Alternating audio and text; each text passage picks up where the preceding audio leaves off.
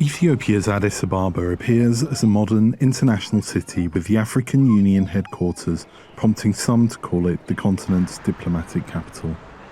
But rights groups say tensions are boiling beneath the surface from Ethiopia's war with Tigrayan forces that saw thousands of Tigrayans last year arbitrarily arrested and abused after the government claimed some Tigrayans in the capital of being undercover agents. VOA spoke to a Tigrayan man, his identity hidden for safety, who said he was released in February after being jailed in the capital for 3 months in a makeshift prison. The police might have mood swings that you might get kicked. There are a lot of ways we were kicked.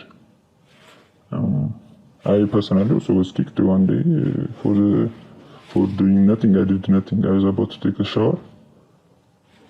Guys who were kicked a lot of times. They only need a reason to kick you.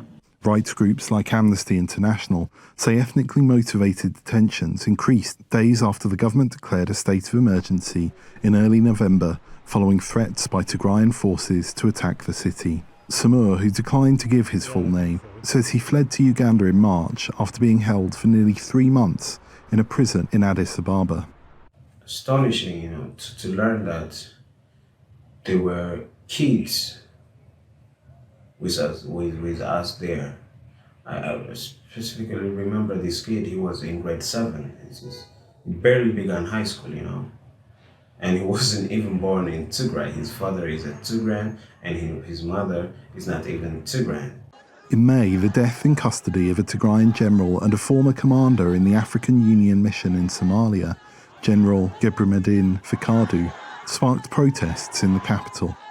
Reuters reported in June at least 15,000 Tigrayans were detained between November and February, and that 17 died in custody, some after being taken from the capital to a prison in the town of Mizan Teferi.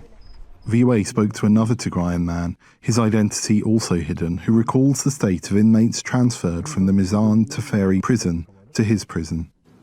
5 prisoners had to share 1 loaf of bread and 2 liters of water for 3 days. That means 1 glass of water per person per day. All were in terrible condition. They were very hungry and thirsty. VOA could not independently verify the reported deaths and allegations of abuse while in custody. The state-funded human rights organisation, Ethiopian Human Rights Commission, claims all Tigrayans held arbitrarily in the capital have been released. All the arrests, mass arrests, and that happened during that period are connected in relation, in particular, to the state of emergency. Have ceased since the lifting of the state of emergency around February. Yes, to our knowledge, all the people have been released. Ethiopia lifted its 6-month state of emergency in February, but the Commission in late June confirmed reports that 9,000 Tigrayans are still being held in the town of Samara and called for their immediate release. Ethiopia's government did not respond to VOA's request for comment, but has in the past denied any ethnically motivated arrests or abuse of Tigrayans.